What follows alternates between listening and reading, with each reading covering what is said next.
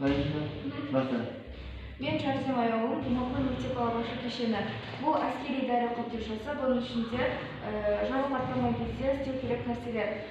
Eng bastisi bu shinani oyoq немесе qo'llarini singan кезде baylaydi. Al daire qoptirishsa içinde jgut. Jgutni qon to'xtab turish uchun baylaydi. Buni baylagandan keyin 15 minut sayin bo'shatib turish kerak. Kelesi bu shprit, u ukol yapuu uchun. Және де дәрі қобдишасының ішіндегі ең маңызды нәрселер бұл мақта мен бинт. Бұлар әрбір кезде керек болады. Жараны орау үшін, қанды тоқтату үшін, сынған жерді орау үшін керек болады. Ал дәрілерге көшетін болсақ, ең алдымен гель.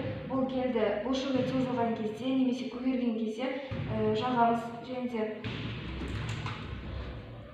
бұлар сыртқа қолданылатын дәрілер, яғни сутек асқын тотығы, көк бриллиантты, ерітінді, йод деген секілділер. Бұны тек сыртқа қолданады. Ал ішке қолданатын дәрілер бұл... Сыртқа жарақат алған бағытта, не? Ал бұл ішкі адамның ішкі несіне қолданады. Диазолин деген, не деген? Диазолин дегеніміз бұл аллергияға қарсы. Так, хорошо.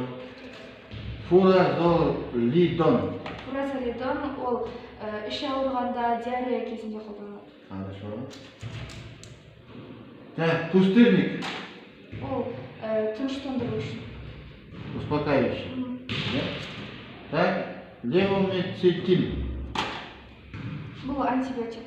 Антибиотик. Так. Аспирин. Аспирин ол тұмауратып қалғанда, суық тигенде қолданады. Хорошо. Так, фурацилин.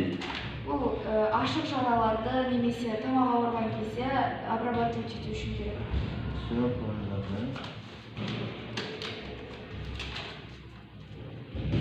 И, ну, где то же самое, все, Все, было? Молодец.